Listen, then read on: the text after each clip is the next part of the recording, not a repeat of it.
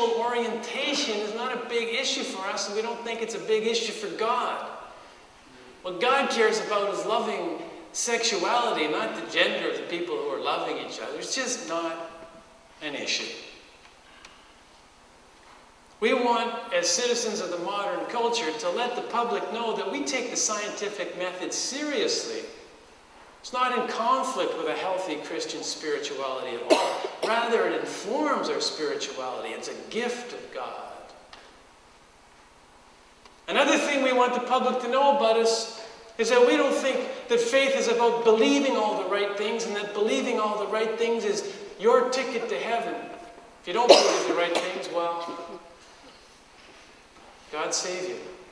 We don't believe that. We think faith is about how we engage with questions of ultimate concern and then live out of those questions. Why wouldn't we want the public to know this?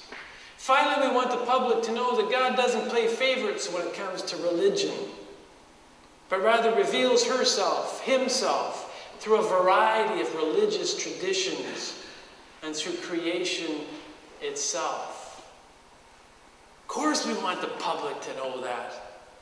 Let's get the word out there about our distinctive identity.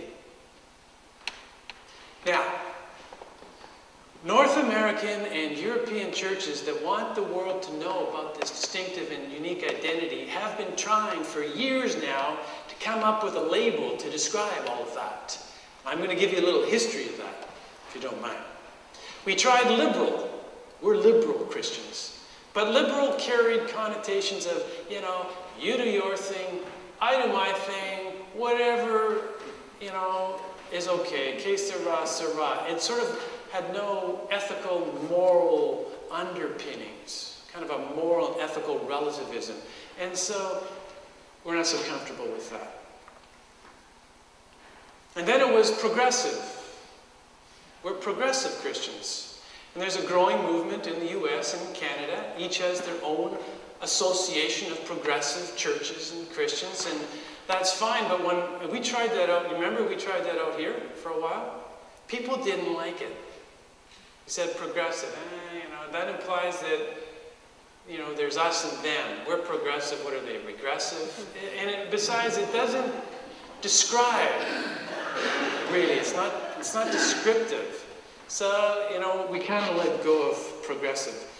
Then Marcus Borg, a New Testament scholar, came along with another way of talking about it. He said that there's an earlier paradigm, an earlier model of Christianity, and an emerging model of Christianity. But by emerging, basically, it was just progressive by another name without the judgmentalism of progressive. So, again, it didn't do it for me. So then, my book, The Emerging Church, uses the same name, the same label as Borg uses, but I mean something quite different by it. I think it's descriptive without being judgmental. By emerging in my book, I'm referring to a scientifically verified principle of life, emergence. It comes from evolutionary science, and particularly biochemistry. So these really smart biochemists got together, and they noticed that two different elements, two different molecules would come together, like hydrogen and oxygen. And when they got together, the whole that resulted from those two different parts was not only greater than the sum of those two parts, it was completely novel. Who could have predicted water from hydrogen and oxygen? Not even the brightest Nobel laureate could have predicted that. It was just dumbfounding. Now all they can do as scientists, it's not their concern to sort of make meaning from that. They just observe it and say, well, that's what happens. You put hydrogen together with oxygen and water comes out. It's amazing. Life is winding itself up in the direction of increased complexity and consciousness. And this is not just true in the biological realm. It happens geologically, biologically, culturally, spiritually. It happens in the realm of consciousness. It's a fundamental dynamic of the universe. Dirt got up and started writing Shakespeare. I mean, that's amazing. So science doesn't conjecture as to the meaning of this, but theology does, and it's my contention that the process I've just described, this emergent dynamic, is infused with spirit. It is an unfolding of spirit in space and time, making this entire evolutionary process inherently sacred.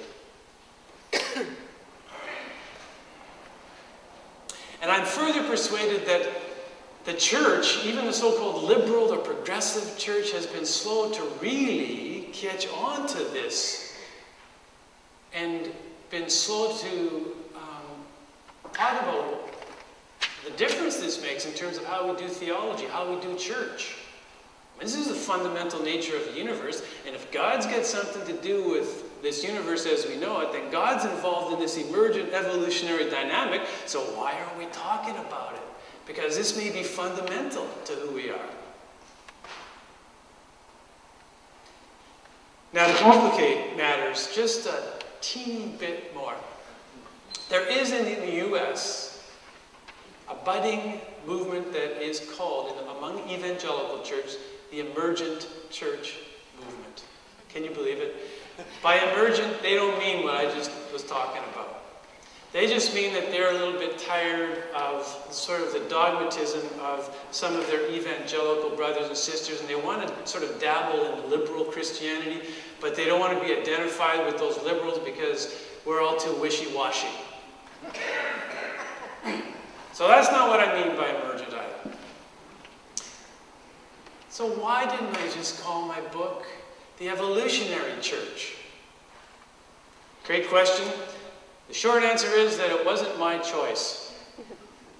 My book was my publisher's follow-up to a bestseller called Emerging Christianity, and they hoped that that title, mine would be the sequel to that book, and it would sort of follow on the success of emerging Christianity. And to some extent, it's, and maybe it might even find some traction within the emergent evangelical movement. But every time someone from that particular movement reads my book, I get a nasty email. I guess they had to buy it, which is the good news. I also get emails from I've got emails from a couple of youth pastors in Texas who are part of an evangelical church who are absolutely fascinated by it. So it's maybe making some inroads there. So that's a little background of this struggle for churches to express to the public their unique identity, from liberal to progressive to emergent to evolutionary.